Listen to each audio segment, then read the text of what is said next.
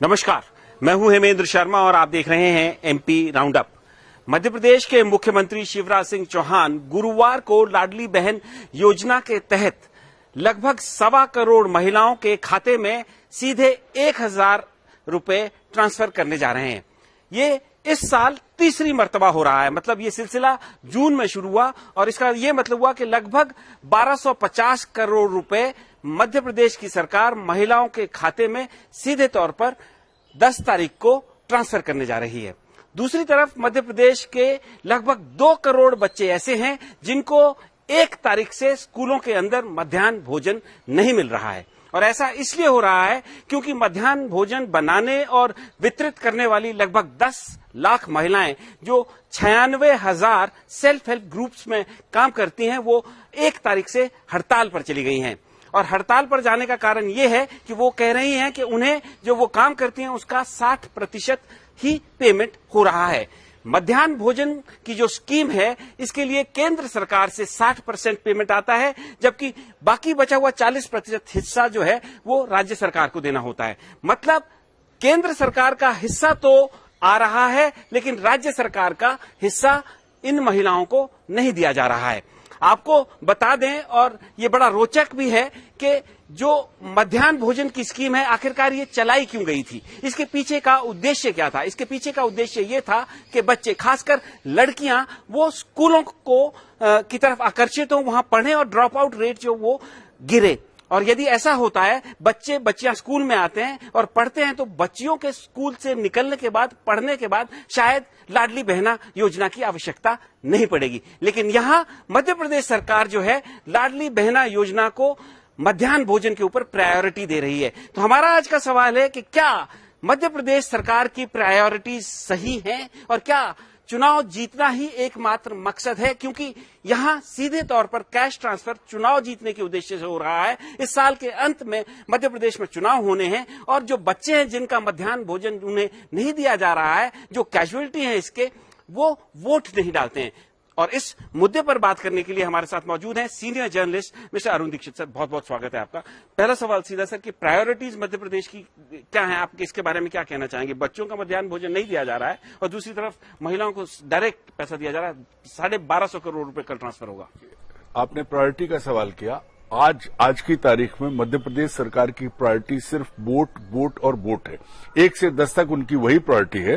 तो 10 तारीख तो कल आ रही है। ये सारे विभागों का, जो विभाग क्योंकि सारे विभाग सरकार ने इसलिए बनाया कि उनकी जरूरत थी। अगर कोई विभाग अनुपयोगी होता तो नहीं रहता। तो सारे विभाग जो हैं उनमें से पैसा काटा है। जो जानकारी है कि मध्य प्रदेश सरकार ने बजट का जो एलोकेशन किया अलग अलग विभागों को, उसमें से करीब 18,000 या 20,000 करोड़ रुपया निकाल के अलग किया है, ताकि लाडली बहना योजना जो है, जिसमें हर महीने 1250 करोड़ जा रहा है, वो पैसा, उसका बंदोबस्त किया। हालांकि इन्होंने पहले कहा था कि हमने 8,000 करोड़ की व्यवस्था की है, लेकिन इसको आगे बढ़ाना, क्योंकि ये भी कह चुके हैं कि हम 3,000 भी देंगे, तो संभावना है कि अगले 2 महीने में इसको और बढ़ा दिया जाए, क्योंकि 4,000 करोड़ तो लगभग कल तक बांट चुके होंगे। वही ये पैसा और बढ़ा सकते हैं, क्योंकि वो 1.25 करोड़ जो 21 साल से ऊपर की महिलाएं हैं, मुख्यमंत्री को ऐसा लग रहा है कि वो सीधे उनके वोट हैं। अगर अब इस नजरिए से जब बात होगी तो बच्चे कहाँ आते हैं, बच्चे कहाँ प्रायोरिटी में आते हैं? ना हेल्थ सेक्टर प्रायोरिटी में है, ना एजुकेशन सेक्टर प्रायोरिटी में है, ना गरीबी प्रायोरिटी में है, कोई चीज प्रायोरिटी में नहीं। प्रायोरिटी में सिर्फ वोट है। ये तो लेकिन बच्चों के मध्याह्न भोजन, बच्चों की रोटी के ऊपर डाका तरह का हो गया बात। नहीं, ये जिन्होंने ये प्लान किया है वो ये नहीं सोच पा रहे हैं कि जिस लाडली बहना के खाते में आप 1,000 रुपया डाल रहे हो, उस लाडली बहना का बच्चा, बेटा या बेटी स्कूल जाता है, वो पढ़ने जाता है। अगर वहां खाना नहीं मिलेगा, वो घर से खाना बना के देगी। तो जिस 1,000 रुपए का आप क्रेडिट ले रहे हो, उस 1,000 रुपए को अगर बांट के देखो तो उसके हिस्से में आ क्या रहा है? आप सिर्फ इसलिए एहसान कर रहे हो, 1,000 रुपया हमने लाडली बहन को दिया। लेकिन सर, सवाल ये भी है कि वो जो 1,000 रुपया जिस महिला के खाते में गया और बच्चे को भोजन नहीं मिला, वही कह रहा हूं। तो मेरे, लेकिन सर सवाल ये है कि वो बच्चे को भोजन जरूरी नहीं है कि वो महिला वहां भेजेगी। बहुत सारे बच्चे बिना भोजन के भी स्कूल आ रहे हैं, स्कूल से ड्रॉप आउट भी हो सकते हैं। वही कह रहा हूं कि जब उसके पास वो व्यवस्था नहीं होगी तो 1,000 रुपए में क्या होगा? 1,000 रुपए से कुछ नहीं हो सकता। सरकार दावा कर रही कि वो 5 पौने 6 करोड़ लोगों को मुफ्त खाना दे रही है, वो अपने आप में अलग बात है।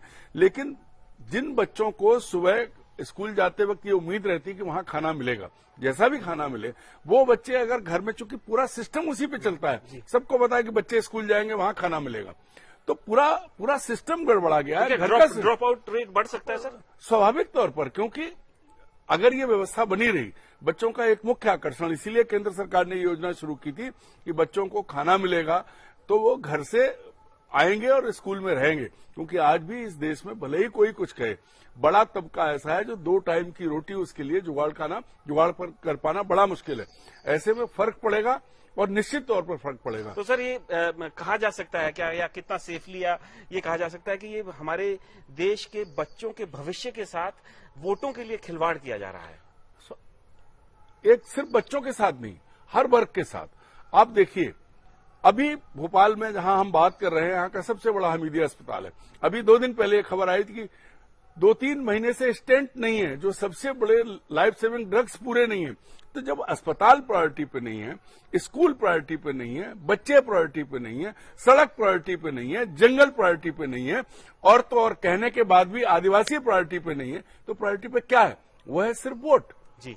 और उसी के लिए पूरा दांव पे जो पूरा, आप देखिए जितना पैसा होर्डिंग पे खर्च किया है, पूरे मध्य प्रदेश में होर्डिंग लगे, 10 तारीख आ रही है।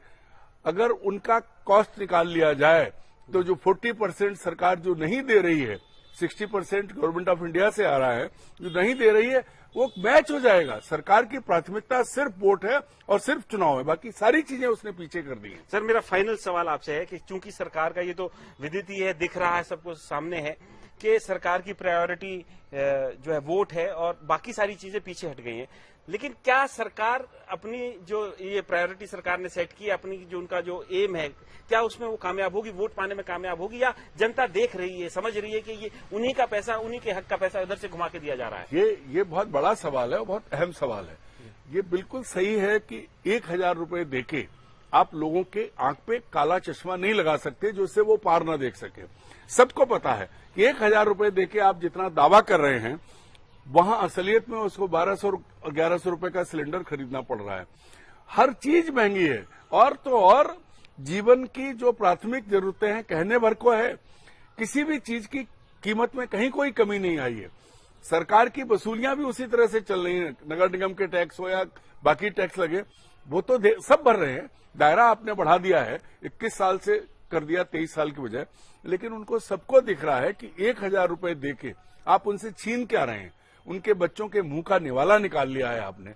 इससे बड़ी बात और क्या हो सकती है? सब देख रहे हैं, सबको पता है कि ये घर से नहीं दे रहे हैं, ये सरकारी खजाने से ही दे रहे हैं। तो ये सोचना कि वोट में 1.25 करोड़ वोट एक मुश्त मिल जाएंगे, मुझे लगता है कि मुंगेरीलाल के हसीन सपने जैसा है। तो मध्य प्रदेश की जो सरकार है वो हर महीने 1.25 करोड़ महिलाओं को 1,000 रुपए दे तो रही है, लेकिन इसके ऊपर बहुत बड़ा प्रश्न चिन्ह अभी भी बना हुआ है कि क्या ये 1.25 करोड़ महिलाएं सीधे भारतीय जनता पार्टी को वोट देंगी या नहीं देंगी। क्योंकि एक फैक्ट ये भी है, जो ये पैसा इनके खाते में आ रहा है वो किसी की जेब से नहीं आ रहा है, जनता का ही पैसा है, और बाकी जो डेवलपमेंट स्कीम्स हैं, बच्चों के खाने का जो पैसा है, उन पर्टिकुलर स्कीम से डाइवर्ट किया जा रहा है। एमपी राउंड अप में आज सिर्फ इतना ही, कल फिर मुलाकात होगी, तब तक के लिए थैंक यू, गुड बाय।